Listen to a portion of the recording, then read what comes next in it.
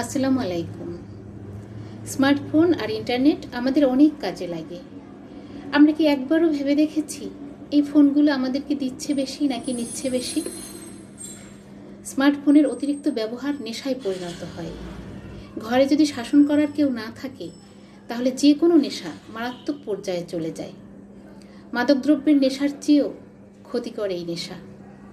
এই নেশায় ধরলে কোনো কিছু মনে থাকে না বা খেয়াল থাকে না। খেয়াল থাকলেও কোনো কাজ করতে ইচ্ছে করে না। কে কি ভাবলো, কে কি বলল, তাতে কিছু আসে যায় না। কারোর সঙ্গে কথা বলতে ইচ্ছে করে না, এমনকি ঘুমাতেও ইচ্ছে করে না।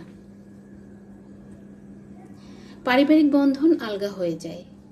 ফোনের মধ্যে এমনভাবে ডুবে থাকে যে ঘরের কে কেমন আছে তা দেখার সময় তাদের হয় না। এখন তো স্কুল কলেজ বন্ধ, সারা রাত ফোন নিয়ে থাকা যায়, সারাদিন ঘুমানো যায়। ঠিকমতো ঘুম না হলে মেজাজ খিটখিটে হয়ে যায়। এই সমস্যা শুধু ছাত্রছাত্রীদের নয়, বড়দেরও হয়। সন্তান ফোনে খেলে নাকি প্রেম করে নাকি খারাপ কিছু দেখে সেটাও তারা খেয়াল করে না। এবার বোকা মহিলাদের উদ্দেশ্যে দুটো কথা বলি। এরা অতিরিক্ত সময় দেয় ফেসবুকে। স্বামীর পেশাগত কাজ যদি অন্য শহরে বা অন্য দেশে হয় তাহলে সারা রাত অন্যের স্বামীর সঙ্গে লিখে, বলে বা ভিডিও কল দিয়ে কথা বলে। ওই লোক কিন্তু তার চাকরি আর সংসার ঠিক রাখছে। সে এমন একটা দেশে থাকে যেখানকার সময় আমাদের সময়ের বিপরীত। তার স্ত্রী ঘুমাচ্ছে, সে দোকানে কাজ করছে আর মেসেজ দিচ্ছে। সময়টা ভালো কাটছে। মহিলা কিন্তু সেটা বুঝতে পারছে না। সে রুটিন করে নিয়েছে, সারা রাত হ্যান্ডসেট চালাবে, সারাদিন ঘুমাবে আর 2 ঘন্টা কাজ করবে। ঘুমাতে না পারলে বাসার মানুষের সঙ্গে মেজাজ দেখাবে। এটা কোনো সুস্থ মানুষের জীবন নয়। মেজাজ ঠান্ডা না থাকলে কোনো কাজ ঠিকমতো করা যায় না, একটুতেই হাঁপিয়ে ওঠে।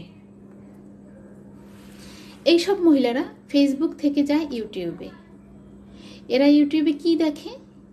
ইউটিউবে যেসব চ্যানেলের লাখ লাখ সাবস্ক্রাইবার বা যেসব কন্টেন্টের লাখ লাখ ভিউ, আমি তার দুটো কন্টেন্ট অনেক ধৈর্য নিয়ে শেষ পর্যন্ত দেখেছি। আমার মনে হয় কোনো মানুষের ওই কন্টেন্ট দুটো দেখার দরকার নেই। বিনোদন তো নেই, জানার, বোঝার বা শেখারও কিছু নেই। এগুলো আমরা কেন দেখি? আমাদের কি হুঁশ নেই? একবার ভেবে দেখুন, অসুস্থ হয়ে আপনি যখন বিছানায় পড়েছিলেন, আপনার সেবা যত্ন করেছিল কে? আপনার বিপদে আপদে টাকা দিয়ে, বুদ্ধি দিয়ে, দৌড় দিয়ে, আর কিছু না পারলেও আপনাকে সঙ্গ দিয়ে সাহায্য করেছিল কে?